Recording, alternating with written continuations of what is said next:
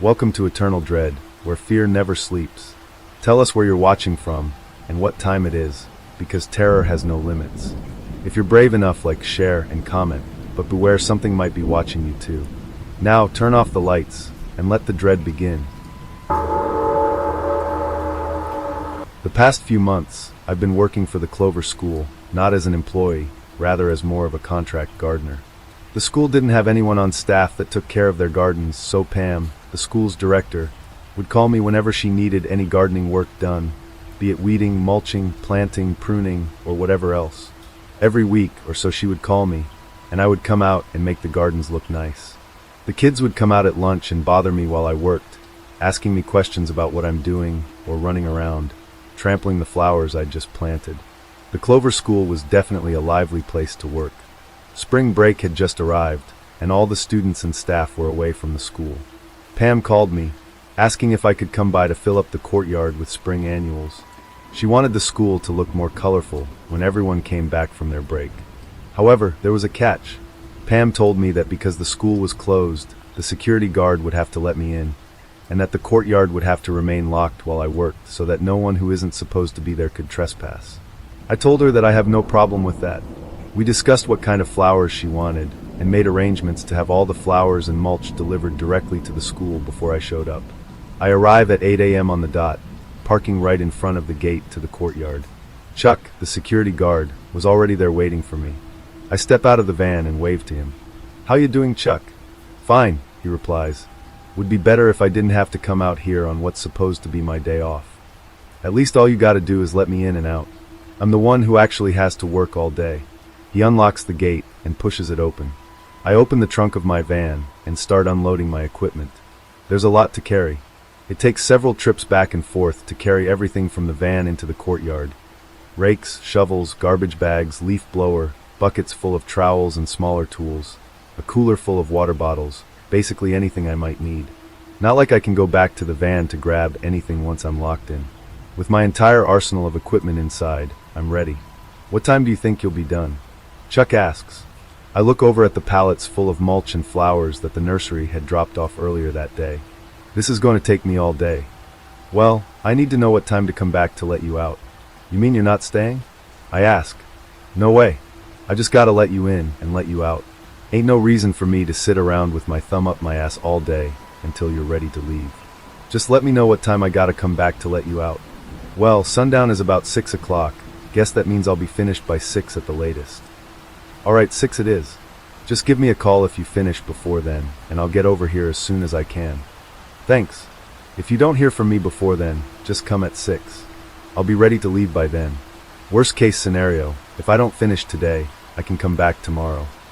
"You better finish today," Chuck says, nudging me in the chest with his finger. "'Cause if you gotta come back tomorrow, that means I gotta come back tomorrow." "Do you really think I want to come back tomorrow?" I ask rhetorically. "Don't know," he shrugs. "Maybe you're one of those freaks that actually likes to work." "Not if I don't have to. Trust me, I have every intention of finishing this job today. And if I'm done early, I guess I'll just sit around with my thumb up my ass till you get here." "Now that's what I want to hear," Chuck says as he shuts and locks the gate from the outside. I wave goodbye from inside the gate. "See you later, Chuck." Chuck waves back as he walks away. Later. "Have fun in there. I guess I better get started." Normally this place is bustling with the sounds of children screaming and running around, but it's peacefully quiet without anyone else here. From the inside, the architecture of the school reminds me of a prison, which is probably how a lot of the students think of it. That's certainly how I thought of school when I was younger. 4 towering brick walls box in the courtyard. The only way in or out is the gate. At least the vegetation saves this place from looking too dreary. Garden beds line the perimeter of the courtyard. The perennials I'd planted before are still looking healthy. However, none of the annuals had survived the winter. That's to be expected. Oh well, if the pretty ones didn't have to die and be replaced, I'd have a much harder time staying in business. That's essentially what I'm here for, to replace the annuals and refresh the mulch that's lost its color. I start by raking back the old mulch so that I can dig holes to plant the new flowers in, working my way from one edge of the courtyard to the other. I'm nearly finished raking when out of the corner of my eye, I catch a glimpse of what looks like someone watching me through the window of one of the classrooms. Immediately, I turn my head to look into the window, but no one is there. No one else is supposed to be here today but me. I walk over to the window to peek into the classroom. It's just an empty classroom. It must have just been a shadow or a trick of the light on the window that looked like a person at a certain angle. I take a drink from my water bottle and continue raking. As soon as I'm done raking, I walk back to the pallet full of flowers and start carrying them to the garden beds, setting them around the perennials where I want to plant them, arranging the different flowers in patterns of alternating colors so that the complementary colors pop next to each other. After I've set a few flowers out, I walk back to the pallet to get more. When I get there, I notice that some of the flower trays have tipped over. It's not windy at all, and I'm fairly certain that I didn't do that. None of them were knocked over when I arrived this morning, or at least I don't think they were. Maybe they were, and I just didn't notice, or I somehow had knocked them over without noticing. I set them back upright. A little bit of soil had spilled out, and a few petals have fallen off, but they should be just fine. I finish setting up the flowers and return to my pile of tools to get my shovel. Only my shovel isn't there. I know I'd brought it in. I'd brought every single tool from my van in. I look over my tools again. It's definitely not among them. How did I manage to leave my shovel, of all things, in the van? Whatever. There's nothing I can do about it now. I grab the trowel out of my tool bucket. This will have to do. Work goes slowly with the trowel. A hole that would take 2 scoops with a shovel to dig takes at least 10 with the trowel. At least most of the flowers I have to plant are small, so the holes I have to dig don't have to be very big. For the most part, the soil is easy enough to dig up. However, there are occasional patches where the soil is especially hard or full of rocks that are particularly hard to scoop out with a measly trowel. Those spots are a bit of a struggle, but I manage. I'm in the middle of digging a hole for a zinnia when the sound of something clanging on the ground echoes from across the courtyard. I jump right up and turn around to look, but don't see anything out of the ordinary. I walk in the direction the sound came from to investigate, only to find a shovel laying on the ground when I arrive at the opposite end of the courtyard from where I was working. I pick it up and inspect it. From the signs of wear on it, I can tell that it's definitely my shovel. Now, I know for a fact I didn't leave this here. Before now, I hadn't even been to this side of the yard today. So why is it here? Is someone messing with me? I thought that no one else was supposed to be here today. I pull the phone out of my pocket and call Pam, walking towards the gate as I wait for her to answer. 5 rings and she finally picks up. Hi Pam. Sorry to bother you, but I have to ask, is anyone else here at the school with me today? Is Chuck there with you? No, I say, checking the gate to find that it's still locked. Chuck left. He's supposed to come back at 6 to let me out. No one else would be there. Why do you ask anyways? Do you need anything? Oh no, there's nothing I need. I pace the courtyard, looking through the classroom windows as I speak. It's just that I heard some noises and thought that I saw someone in one of the classrooms earlier, so I thought someone else might be here. Well, all the teachers and staff are off over the break, so none of them would be there. The school building is locked, so no one would be able to get in if they wanted to. Her words don't comfort me. I was really hoping that she'd tell me that some of the teachers were here working over the break. I keep pacing, looking in the windows to see if anyone is inside, seeing only empty classrooms. Are you still there? Pam asks. Yeah, I'm still here, I reply. I must be getting paranoid. Just not used to being here all by myself is all. Oh well, guess I better get back to it if I want to finish before sundown.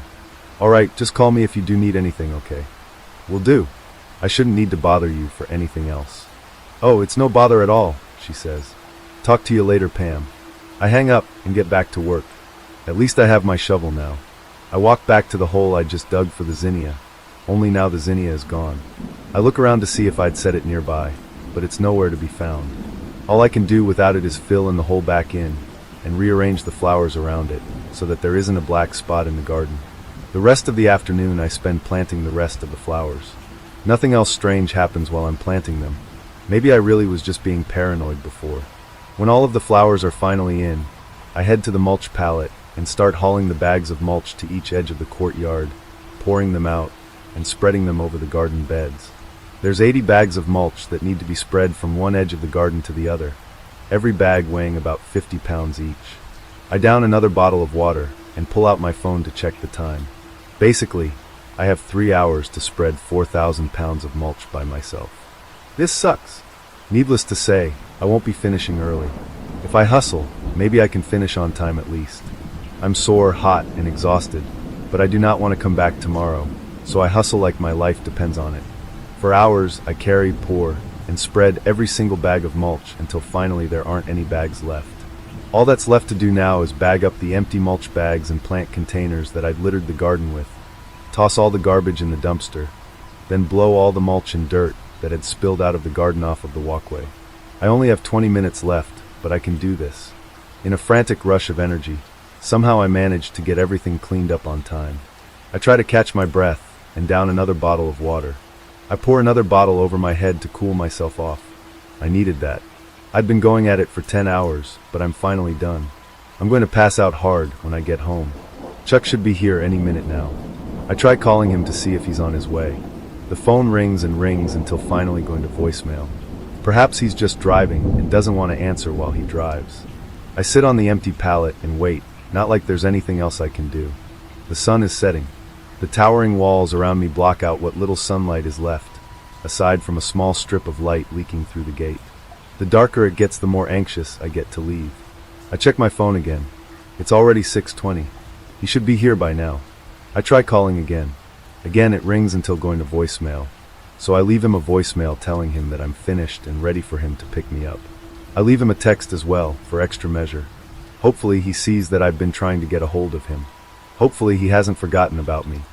I gather my tools up and arrange them near the gate so that I can haul them out quickly as soon as Chuck gets here. While picking my tools up, I notice that my shovel isn't among them. I probably just left it in the garden. Well, I'd better find it before Chuck gets here.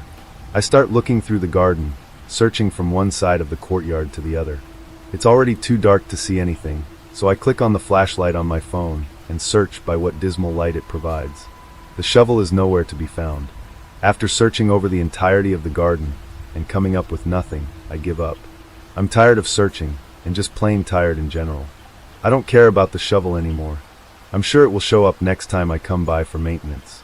Right now, all I want to do is leave this place and go home.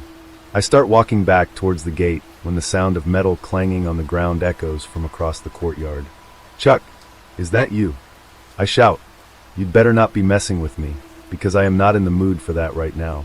I run across the courtyard in the direction of the sound, shining my light in front of me so that I can see where I'm going. My light shines across something laying on the ground. It's my shovel broken in half. Whatever is going on, it isn't funny. I pick up the pieces of my shovel and shine my light around, looking for signs of life, seeing no one. I turn to head back to the gate. When I get there, all of my tools have been scattered around as if someone had been going through them. Immediately I call Chuck. Again, it rings until going to voicemail. It's clear now that I can't count on Chuck. I just wish I had known that before letting him lock me in here. I try calling Pam. It rings once and disconnects. The light on my phone goes out. Of course the battery on my phone would have to die right at that moment. That's just my luck. The sun has gone down entirely by now. There's no light whatsoever to see by.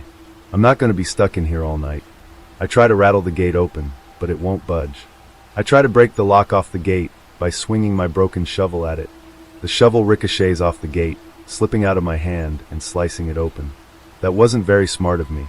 It's so dark that I can't even see how bad the cut is, but I can feel blood pouring out, so it must be bad. In a panic, I rip a sleeve off of my shirt and wrap the wound in it. Obviously, I won't be able to get out through the gate, but there has to be another way out through the school. There's a door on the other side of the gate. I just have to get into the school and navigate my way to that door. One of the doors on this side has to be unlocked. I check the first door I get to. It looks like it only opens from the inside. The next door is the same, and the next, and the next. Eventually I reach a door that looks like it opens from my side. I push, only to find that it's locked. I keep going, trying every door I can. They're all either locked or don't open from this side. I could go back to the gate and wait for Chuck, but at this point I don't know if he's even going to come. I'm bleeding too much. The sleeve wrapping my wound is already soaked in blood. Waiting for Chuck isn't an option anymore. I have to get out. I'll have to break one of the windows and get into the building that way. Then I can find my way out the other side. I lift my broken shovel and ready myself to smash a window with it, hoping I don't slice open my other hand in the process, but I don't exactly have any other options.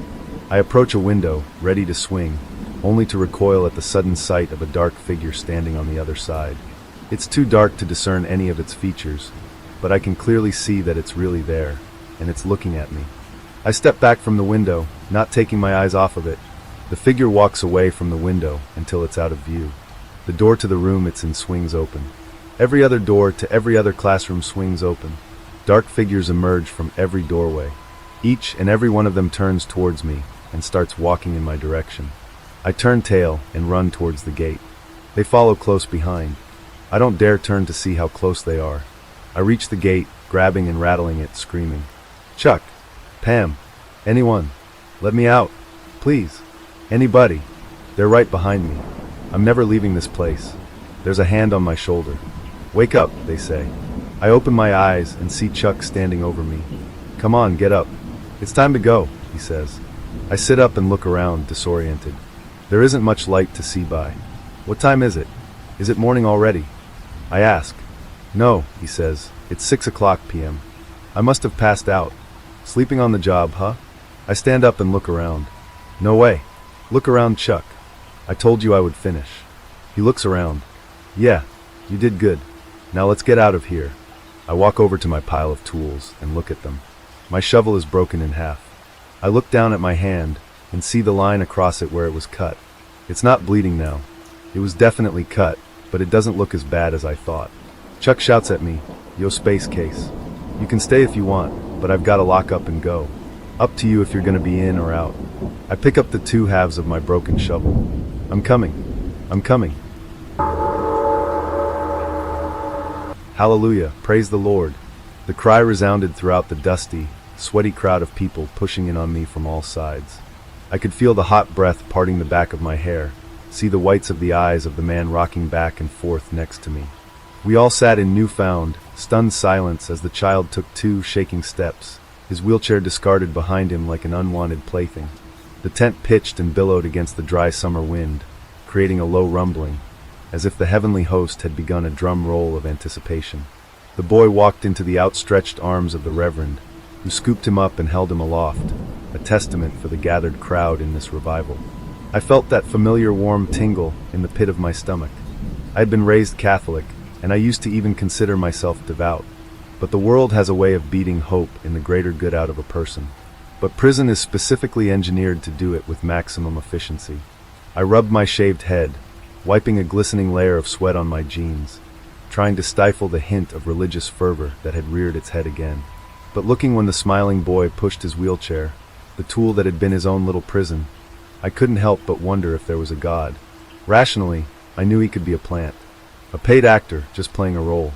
But the possibility of healing, reconciliation, and a fresh start is far sweeter than any narcotic the world can offer. I know that from experience. So, dragging my feet, I joined the line of petitioners waiting for their miracle. The usher directing the liquid flow of human bodies looked at me with undisguised disdain, but waved me through regardless. "If you believe that it is God's will," the Reverend cried, spittle flying onto the nearest audience members, "you shall receive a true blessing tonight." The next in line, a young couple, came forward as the ushers led them by the hand. I could not hear what words they exchanged to the minister as he leaned towards them, but I could tears falling from the young woman's face. The lights began to surge, the music growing in intensity, as the preacher stood up and gazed around the room. This man before me has asked for prayer to increase his faith. Now what can be more fitting for a night like this? The audience hung on the preacher's every word as they stretched out their hands. Intense silence filled the multitude as the minister slowly touched the shaking man's forehead. Then with an explosion of activity, the young penitent began to shake violently. His whole body was rocking back and forth like we were being tossed on a stormy sea, until his knees buckled, and he fell to the dusty floor, limbs flailing. The crowd gasped audibly, as the young woman he had arrived with was crying helplessly as his seizure worsened. Despite the distance and the mass of bodies obscuring my sight, I could see murky foam pouring from his mouth, and hear the choked gurgle escape his throat. "There's no need to panic now," the preacher began again, his bravado returning. "Christ gave us the ministry of deliverance for a reason, didn't he?" The noise of the crowd quickly turned from concern to a deafening roar of approval at the words, and outstretched hands directed prayer towards the quivering, prostrate figure. My perception became fuzzy, the fervor of the massive horde overwhelming my senses, as they began to recite some portion of the Psalms over the sick man and the now silent woman. I was paralyzed, deciding between my options. Selfishly, I wanted to turn around now and pretend nothing happened in the large sprung tent I had stopped in on a whim. Walk back out into the park and go back to my mundane, everyday life. But I knew rationally that this was wrong. This man was clearly having a medical emergency, while hundreds of people prayed over him and did nothing more. My decision was made when I saw that the frothy spittle had started to fleck with blood. I began to cut my way through the crowd, weaving in between the throng of outstretched arms. I retrieved my cell phone and began to dial 911, but the operator's words were completely drowned out by the exuberant chanting, singing, and glossolalia filling the enclosed space. "We're in the Mountain View Park." I managed to yell into the receiver end of my phone. "Just send an ambulance, maybe the cops too. I think he's having a seizure." With help hopefully on the way, I began to push forward even more, but it felt as if I was wading into waist-deep water as the shoulders, legs, and torsos pressed in from all sides. Fortunately, everyone on the makeshift stage was too enraptured by the performance to notice my arrival. I walked up to the bald, beet-red pastor and grabbed him by the sleeves of his poorly fitted suit, shaking him roughly from his reverie. His eyes shot open and flashed briefly with a rage so venomous I took a half-step back. His face then lit with a smile that barely shifted his pudgy face, but I didn't realize why until I felt a pair of strong arms drag me backwards. "Don't interfere with the exorcism. Do you want this boy to be damned?" The voice belonged to whoever held me in a sort of bear hug, firm but not crushing. I turned my head to see it belonged to the deacon, who had been leading congregants one after another to the stage for their miracles. "He's having a seizure. It's been going on for way too long, man," I pleaded, while the deacon slowly shook his head. "Just have faith," the man said as his eyes focused on the scene before us. I turned my head and felt my breath catch in my throat. The man was no longer laying flat on the ground, rather he was a few feet above it. The eyes of the crowd tracked as he almost imperceivably rose into the air. Then the tent resounded with a crack like a gunshot. I flinched but still saw the limbs of the floating figure begin to bend backwards at impossible angles, one by one, with their own deafening, painful snapping noise.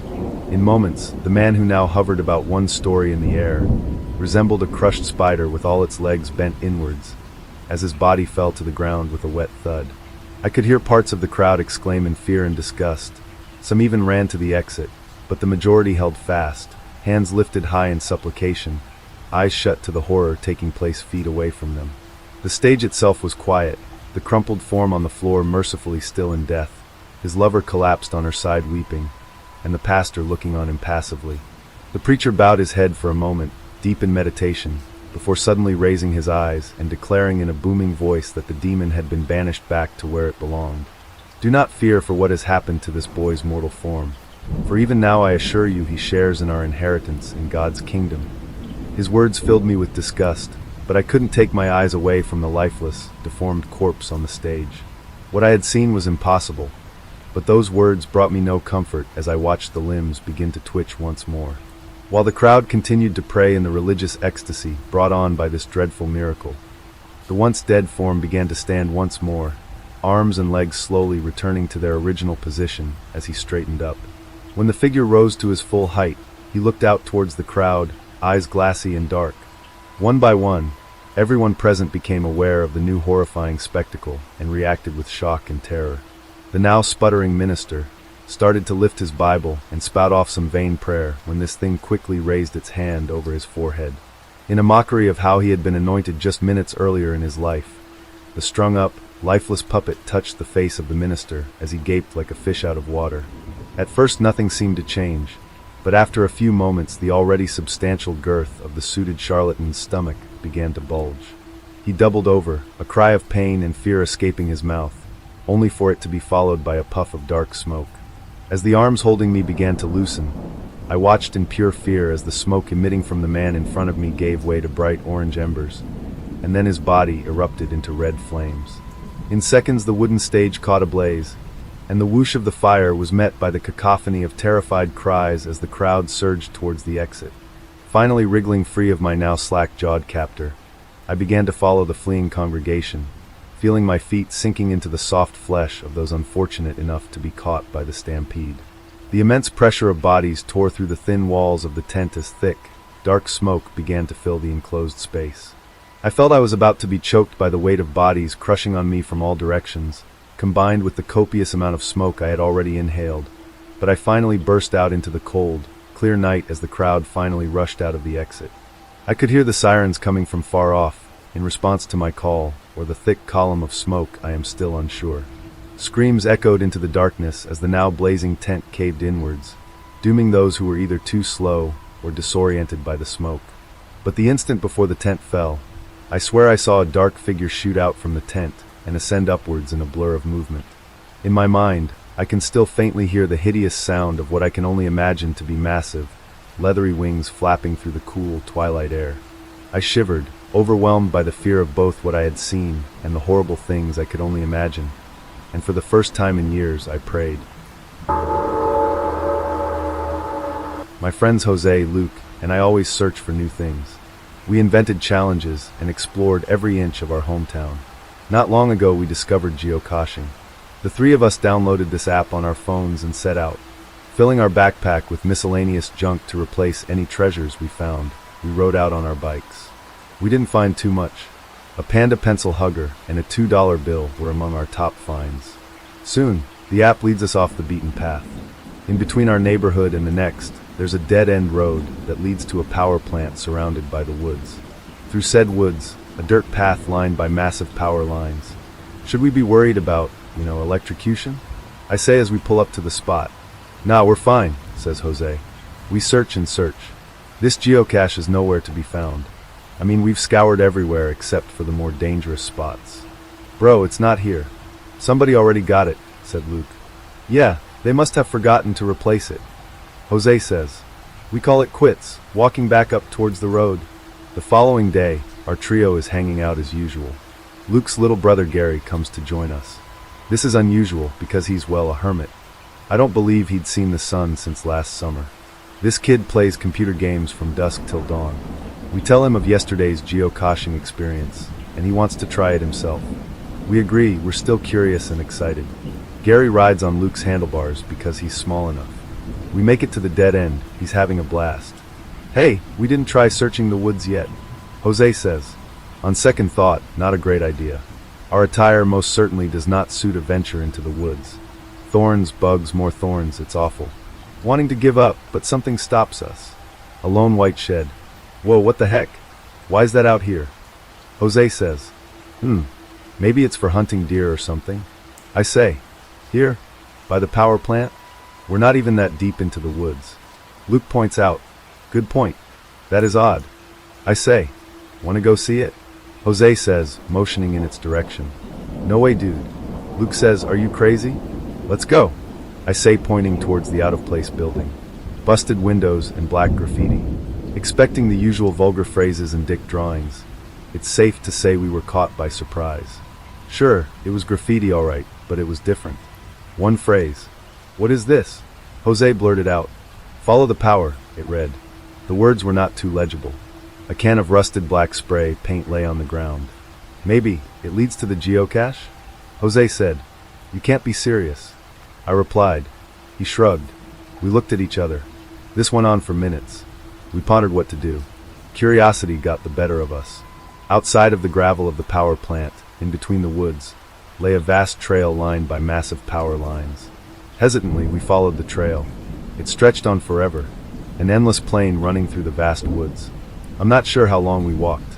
Maybe hours. The sun was now beginning to set, and our parents were worried. All of us received nonstop calls and texts from them. We eventually silenced our phones. The trail stopped, and the woods began again. Seemingly another dead end. Should we keep going? I asked. Well, we followed the power lines, but I see nothing. Jose said, I can't believe we're doing this. What are we going to tell our parents? I said, I don't know, man. We made it this far. We might as well keep going. Luke said. I nodded, and we stepped into the woods.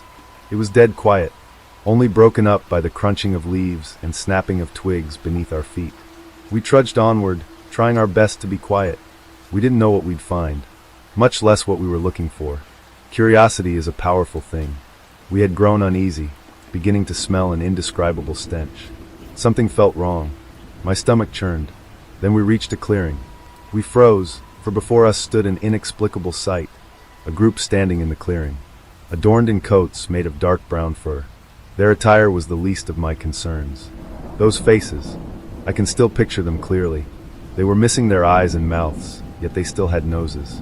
It was as if God forgot to add those features when creating them. "What the fuck?" Jose whispered to me. The hair on the back of my neck stood on end, and my heart rate increased. We were not supposed to be here. Everything in me wanted to run, but I was petrified. I just stared ahead. Could they see me? I shuddered. And what were they doing here? Something else came out of the woods. A wolf or a coyote. Only, it was standing on its hind legs. In its grasp, a crude knife. It was something straight out of an archaeological dig. I'd seen nothing similar. Again, my fight or flight response was leaning towards flight, but my body just did not respond. None of us said a word to one another. A lump formed in my throat. I anxiously expected what was going to happen.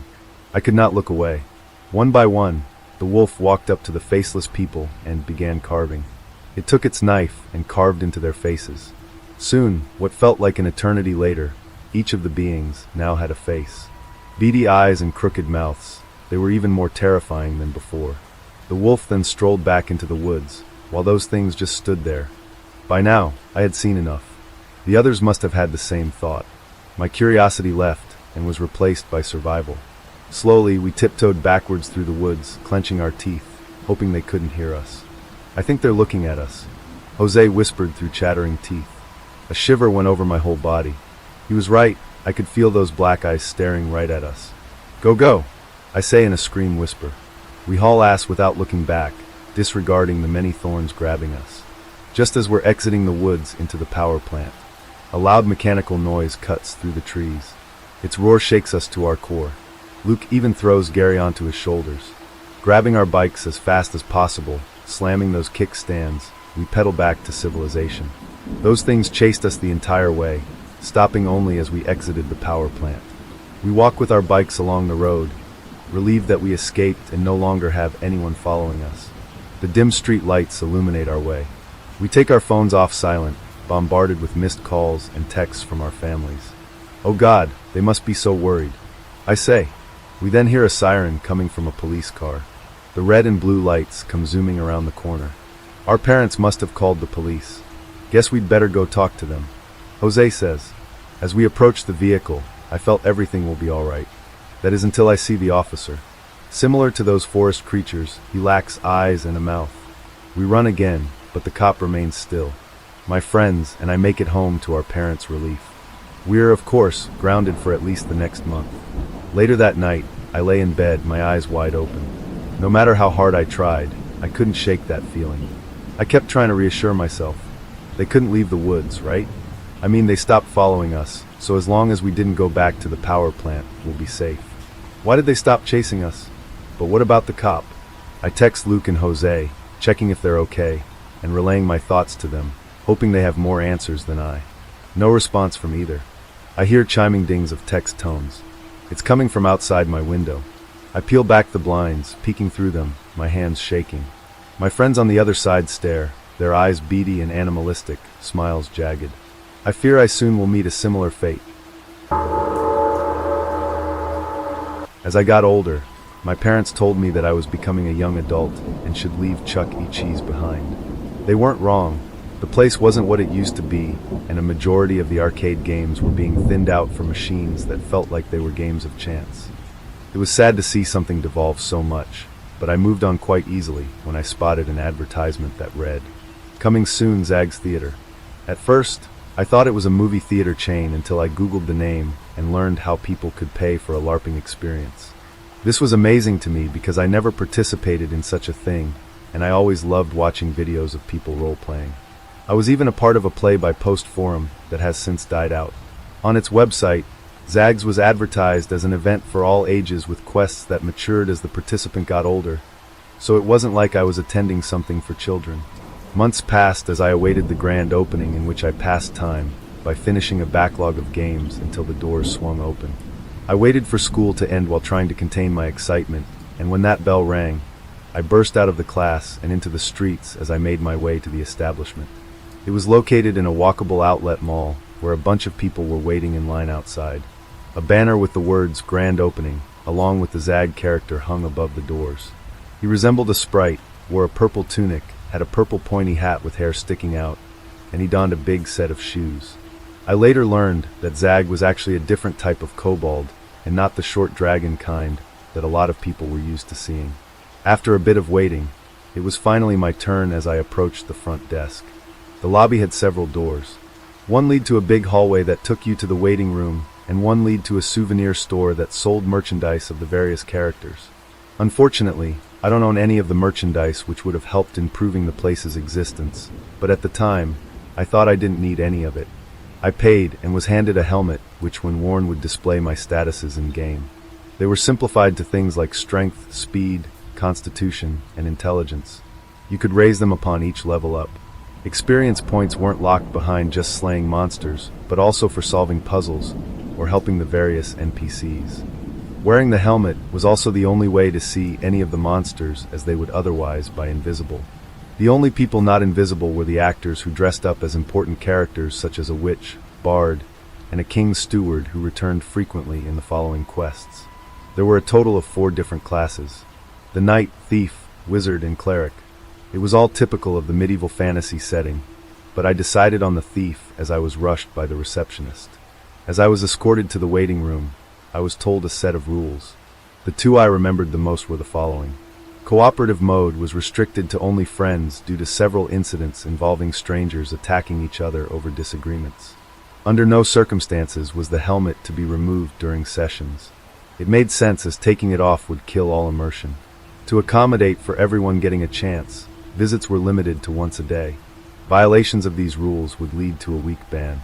I also learned there were 3 different kinds of tiers. Things would start easy, but they would get harder as you advanced in the levels. This meant that the enemies would start generic such as goblins, orcs, and skeletons. There was a chance of running into something interesting like centaurs or manticores, but they were rare encounters. I was taken to the waiting room, where I waited nearly an hour before I was finally called. To be fair, it was the grand opening. Each room I entered either had me fighting a monster in turn-based tradition, solving a puzzle, or interacting with an NPC to try to gather clues. I remember my first objective was to find the nest of a magpie that had stolen an emerald ring off the fingers of a maiden.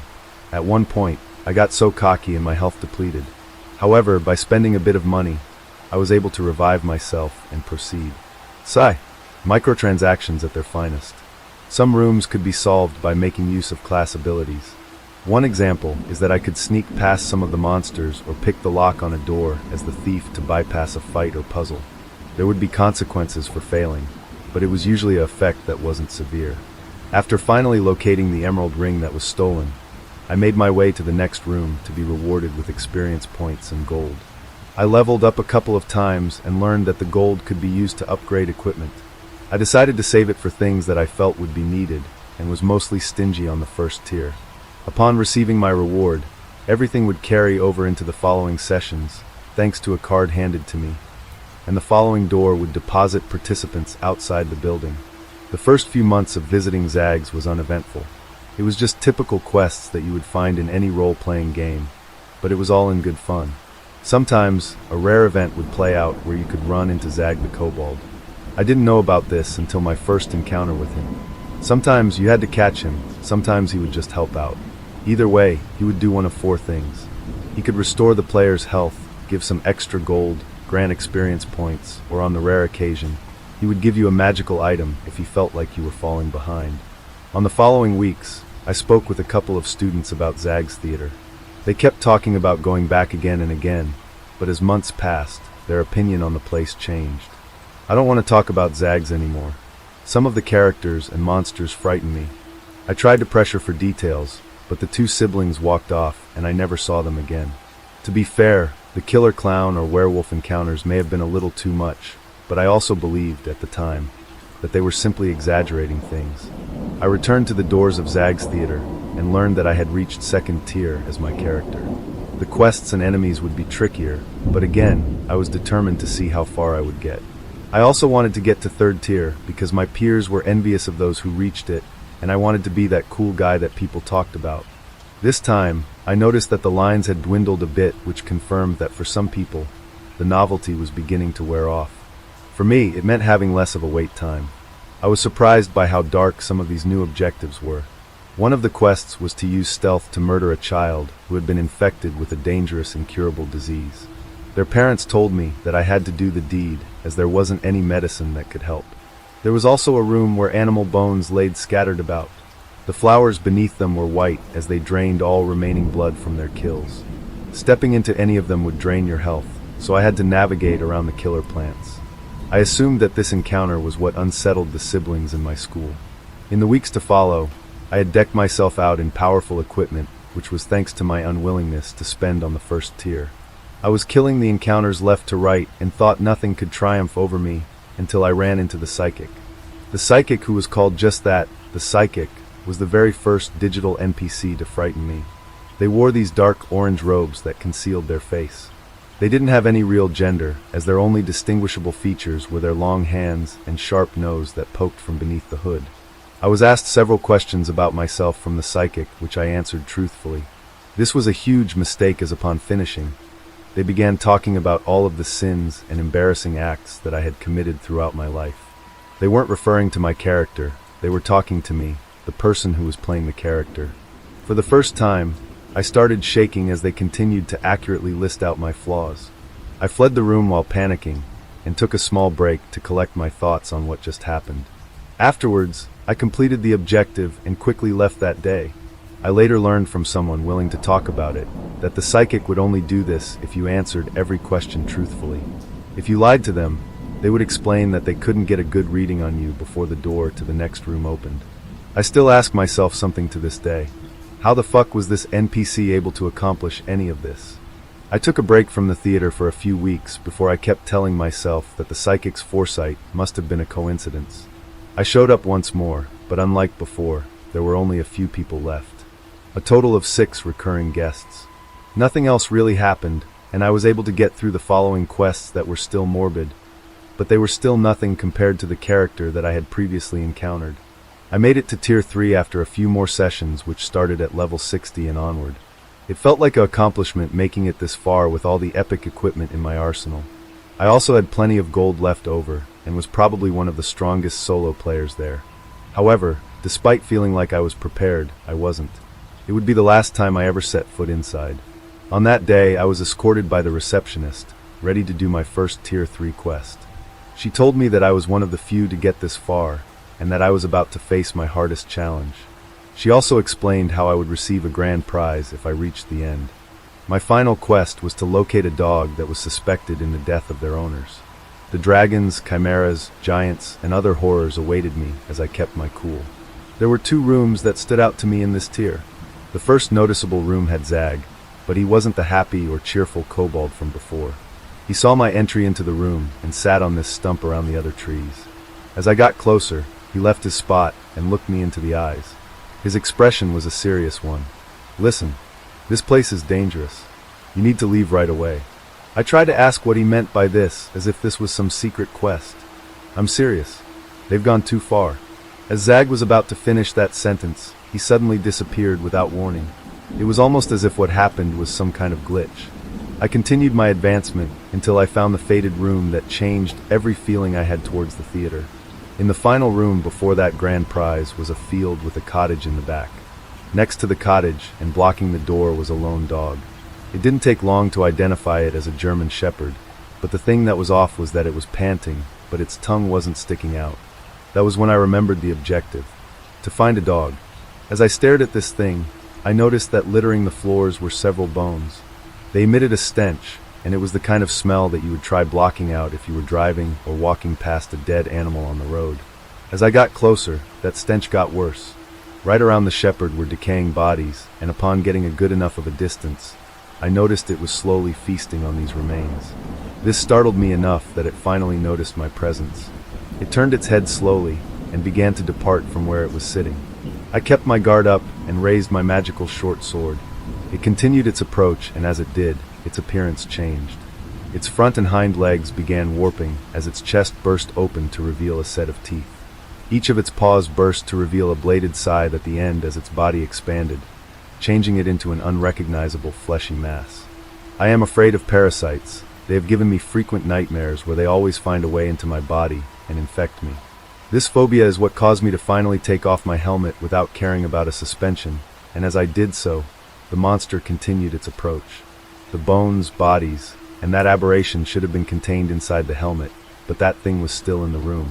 What I thought was a 3D rendered creation began to let out a distorted cry. I turned around and sprinted. I kept calling out for help as I turned to see the thing slowly giving chase from behind. I rushed through each of the previous rooms until I found myself at the lobby. It was completely empty. No receptionist and no participants. The double glass doors were locked, and I could still hear the parasite gaining on me as it let out another screeching roar. I was thankful that thing wasn't fast, and also thankful for the chairs. I took one off the floor and used it at the door repeatedly until the glass finally shattered. An alarm sounded as I bolted out of there.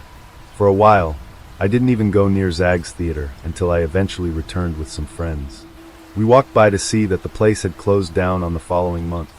Thinking back on it, I believe that place was involved with the missing people reports that frequently popped up around the time of Zag's grand opening. A part of me was happy that it was over. Whatever did happen, Zag's was no more. I could also no longer find anything about it online. Again, whatever happened, the authorities and Google were keeping knowledge of the business under wraps. I only told my non-LARP friends about what happened on my visit, and the fact that they found it hard to believe was a hint that I should keep quiet about it and move on with my life. It also didn't help that the people who went there would tell me that they were no longer allowed to talk about it. A lot of people have come forward about the supernatural at this place, and have even gone into discussions about the oddities in their life. So I want to ask a single question. Has anyone visited Zag's Theater? If so, what was it like? A colorless, apathetic sky accompanied the blackbirds singing as I, drowsily, began waking up to a rhythmic knocking at my door, and I hurriedly brushed my eyes with my fists and, half alive, half dead, said hello.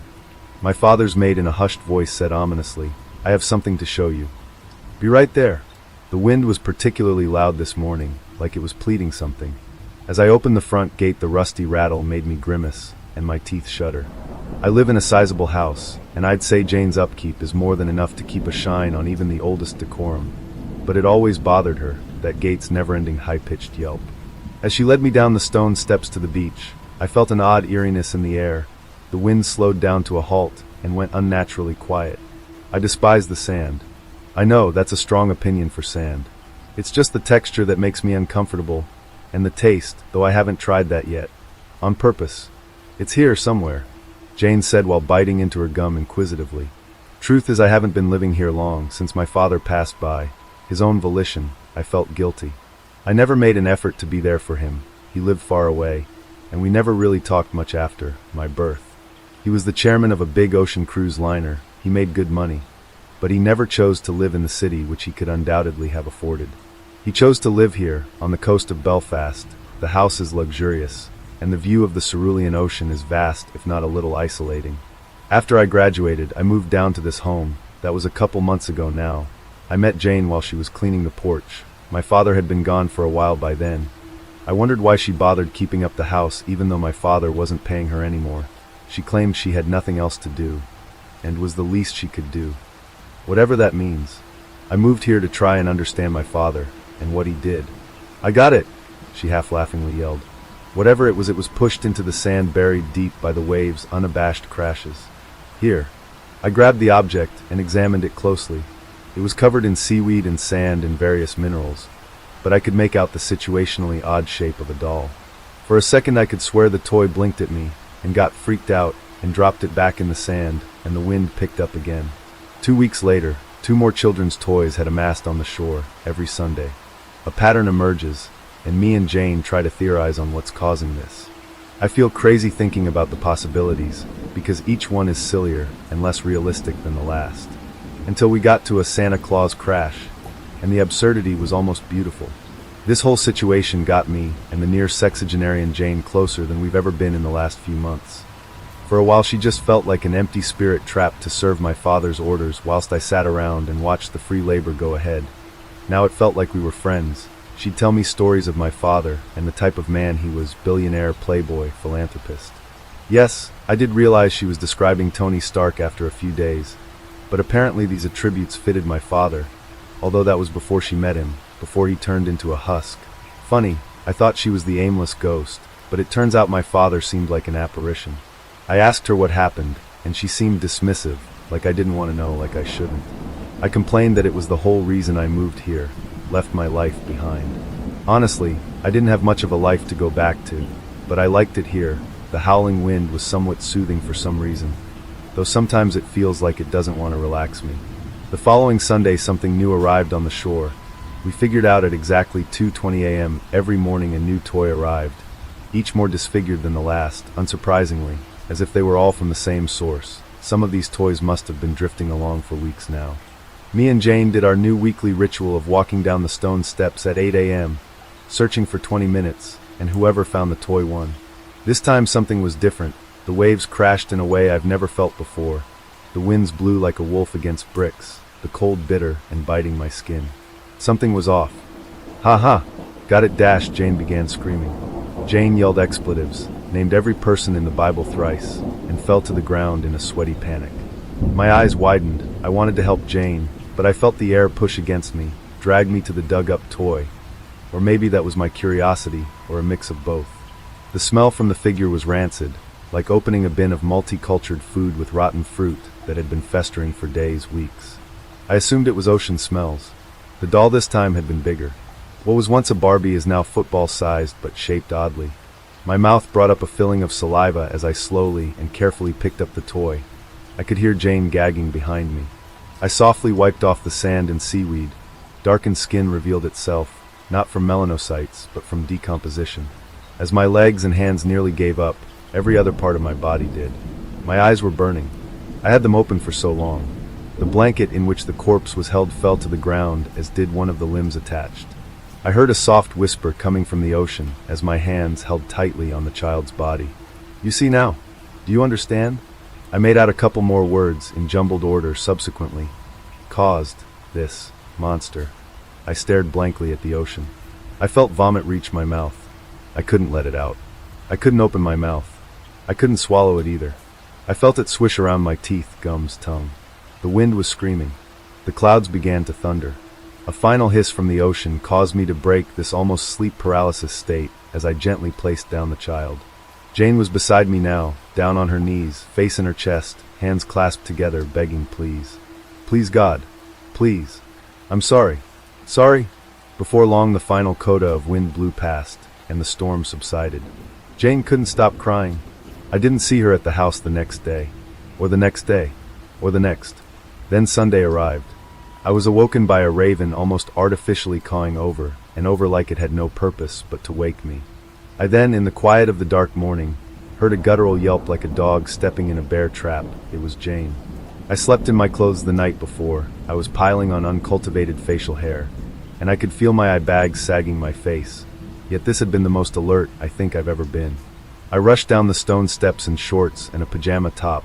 The air bristled with anticipation, the clouds devoid of any color, the sand murkier than a bog. I saw Jane standing out in the ocean, not too far, but far enough to where the waves should be throwing her around. There was a dedicated area of pure thrashing. I thought if I went around it, I would get to Jane with no trouble. "Wait! I'll be right there," I yelled, with no response.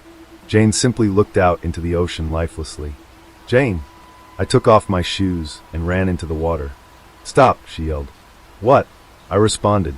"Go straight, it's quicker, and I need to get away right now." This sounded off.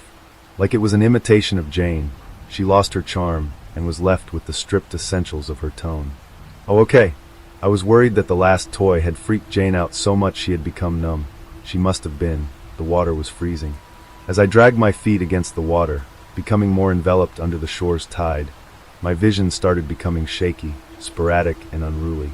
Suddenly, everything went calm. Jane was gone, and the wind had calmed down. All that was left was the calm ocean breeze and my heavy panting. I froze. I took a deep breath, and before I could move anywhere, something touched my leg.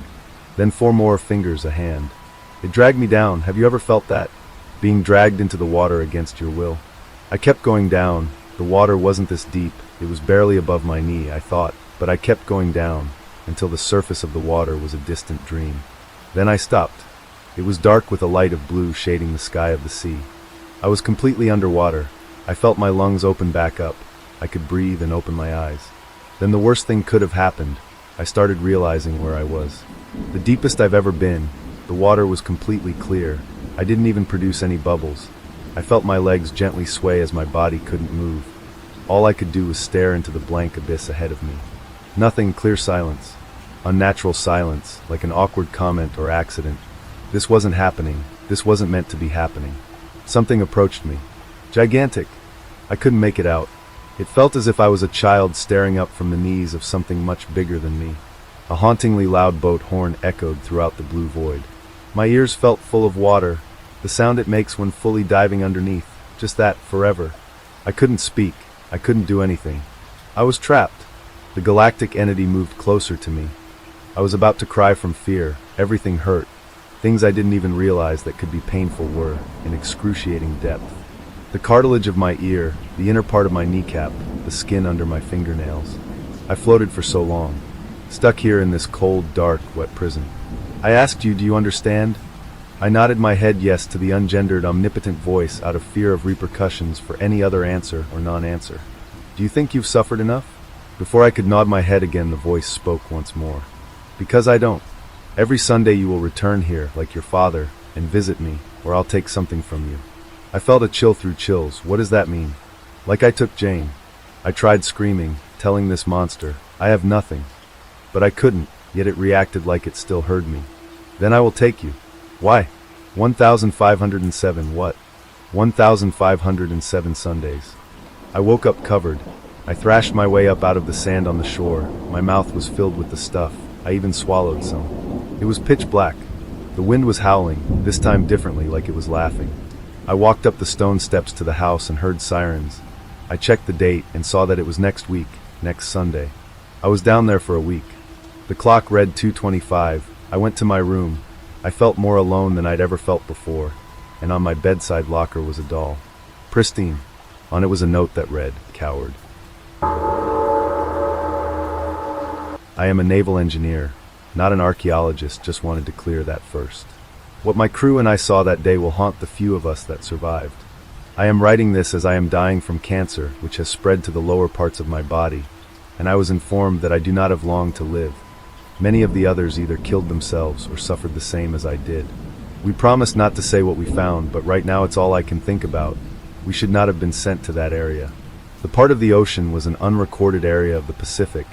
Our job was to run scans in that area, as a few monitoring stations that were monitoring that area kept sending data that something was going on there. We were tasked by our superiors to pass there and see what could be sending the odd signals. My captain was already on edge, as we were at sea for longer than expected, but seeing that this would extend our time in the ocean by another month or so, he was not happy about it. We sailed to the approximate location given, and initially there was nothing out of place, for the bottom of the ocean, that is.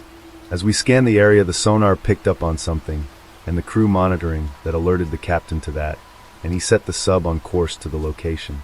Once there, we found ourselves in a region no one ever thought we would find so far down in the ocean.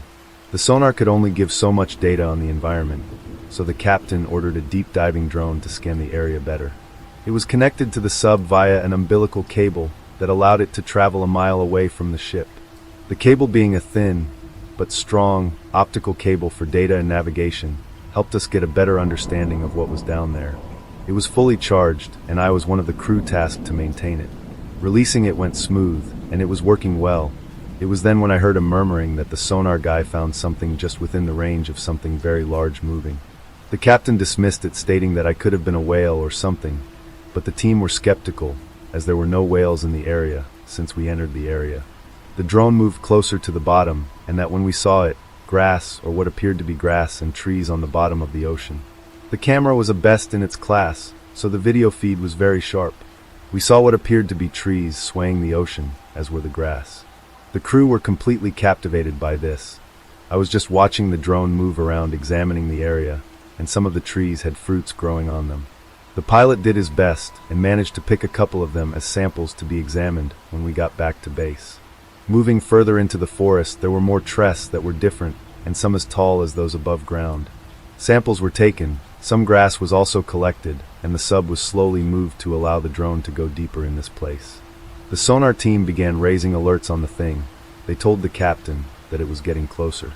It was large and very long. They likened it to a snake, but the captain did not listen, instead wanted to explore the area completely. We were all completely pulled in like the captain. I was looking over the shoot of the pilot as he navigated the drone. There was a stream that looked like something was flowing like water in a normal stream. What stopped me from getting completely immersed like the rest after a while is when I saw the water where the drone was launched from begin to show signs of underwater vibrations. I have never seen it do that. I was concerned by this and moved to check what was causing this. Looking over the side and into the water below, I found something look back at me. Something that had 6 glowing orbs as eyes looked back at me.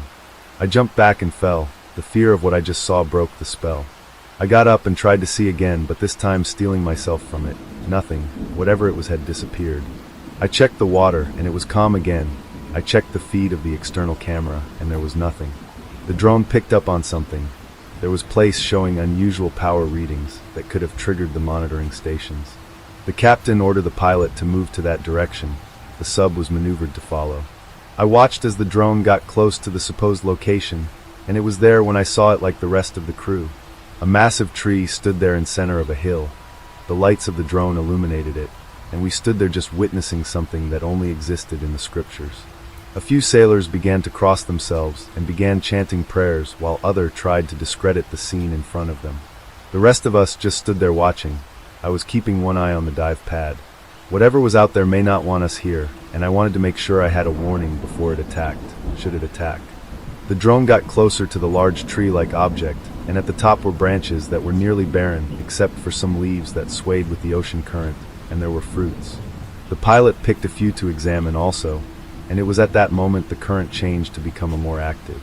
It was like something had awoken, and the underwater current began to show signs of an earthquake.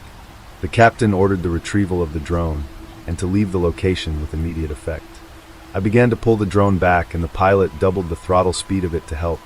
I was sweating and chewing my bottom lip as I watched the cable get rolled. I watched the water appear more agitated, but there was no face in there. I was scared like everyone else. The rest of the team waited in bated breath as the drone finally reached the sub and was tethered for pickup. As we raised it, there was some sort of deep rumble from the ocean, and we tried to close the hatch so that the sub could leave.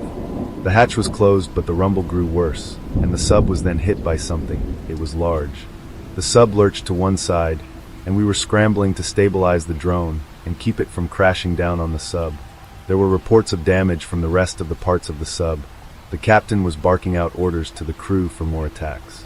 I was checking on the camera outside, and I saw it. A large object, what appeared to be a gigantic snake, swam under the sub. The scales were larger than my body, and it moved with speed I had never seen before. Another attack hit the sub as we turned to leave. The crew were putting out fire and repairing damaged parts. Finally moving in a direction at full steam, the crew were on edge. No attack came forth, but we were bracing for anything now. Rumbles from the ocean could be felt within the sub. Over the radio, the sonar team kept saying that the large mass was following us, and it seems that it will ram us again. The captain ordered the release of mines to help stop whatever it was. A crewmate stood next to me as I watched the feed from the camera. It was the Serpent of Eden. We found Eden. Do you know what that means? I turned to him and told him to shut up and focus on not dying here. I had lowered the drone to be secured to the base of the sub. The rest of the team were picking and securing objects. I turned back to the camera feed, and I saw the 6 eyes staring up at me. It was some sort of half-human, half-lizard thing that had dug its claws into the outer hull. I was trying to open the hatch. I yelled at the couple of the team members to check it, and that was when the worst happened. The large snake thing hit the sub, causing the back of the sub to break. Alarms went off, and people were screaming over the radios of breaches. The captain was also screaming. The madness was everywhere. I tried to focus on what to do. The doors to the drone release were sealed, but they weren't in the other parts of the ship. Soon the power cut off and another hit, but this time closer to our position, and cracks began to appear and water was making its way into the area. We tried to plug the holes, but knew it was futile. Again, another hit, and the water gushed into the room, and we were soon underwater. Many of the crew members had already strapped on oxygen tanks, so were able to survive for the moment. The sub then crashed to the bottom of the ocean, and we felt it. The bottom of the room bent inwards, causing the drone to jump upwards, nailing a hapless sailor to the ceiling. We found a way to exit the sub, and see if we could swim our way out, praying that whatever was out there did not notice us.